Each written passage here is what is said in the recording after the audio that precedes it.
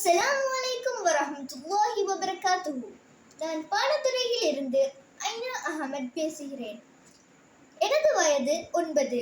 நான் உஸ்வத்துல் ஹசனாவின் ஷாலிஹா மௌலிமாவின் வகுப்பில் 30ஆம் குரூப்பில் படிக்கின்றேன். நான் இன்று வரலாற்று சம்பவம் ஒன்றை கூற முன் வந்துள்ளேன். நீதியே எப்போதும் வெல்லும். இஸ்லாத்தின் சிறப்பம்சங்கள் பல இருக்கின்றன. அவற்றுள் மிக முக்கியமானது நீதியாகும். அப்போது அலி ரலியல்லாஹு அன்ஹு அவர்கள் இஸ்லாமிய நாட்டின் தலைவராக இருந்தார்கள். ஒரு நாள் அவருடைய போர்க்கவசம் திருடி போய்விட்டது.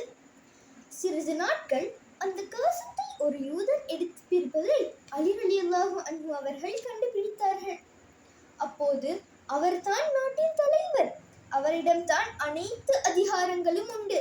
அவர் நினைத்தால் அந்த யூதனை தண்டித்திருக்க முடியும்.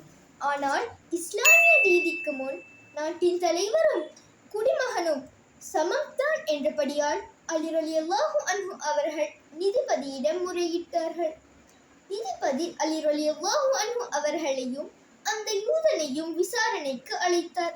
ஆனால் அந்த யூதனோ நான் திருடவில்லையே என்று வாதிட்டான். அலி ரலியல்லாஹு அன்ஹு அவர்கள் தன் மீது பொய் குற்றம் சுமத்துகின்றார் என்று கூறினார். அதற்கு நீதிபதி அலி ரலியல்லாஹு அன்ஹு அவர்களை பார்த்து, இந்த யூதன் உங்களின் கவசத்தை திருடி இருக்கின்றான் என்ற தகுந்த சாட்சிகள் உண்டா என்று கேட்டார். அதற்கு அலி ரலியல்லாஹு அன்ஹு அவர்கள் தனது மகனும் அடிமையும் தான் சாட்சி என்றார்கள். ஆனால் நீதிபதியோ அந்த சாட்சியை ஏற்கவில்லை. உங்களுக்கு சார்பாகத்தான் அவருடைய மகனும் அடிமையும் சாட்சி சொல்வார்கள். ஆகவே இந்த வழக்கை தள்ளுபடி செய்கின்றேன் என்றார்.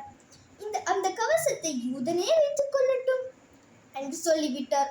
அலி ரலியல்லாஹு அன்ஹு அவர்கள் அந்த தீர்ப்பை எதிர்க்கவில்லை. நாட்டின் தலைவராக இருந்தாலும் நீதிபதிக்கு முழுமையாக கட்டுப்பட்டார்கள். யூதனுக்கு தன் கண்ணை தன்னாலேயே நம்ப முடியவில்லை. நாட்டின் தலைவர் அலி ரலியல்லாஹு அன்ஹு என்பதால் நீதிபதி அவருக்கு சார்பாகத்தான் முடிவு சொல்வார் என நினைத்திருந்தேன். உடனே மனம் வருந்திய அவன் அலி ரலியல்லாஹு அன்ஹு அவர்களிடம் சென்று மன்னிப்பு கேட்டு மனம் திருந்தினான்.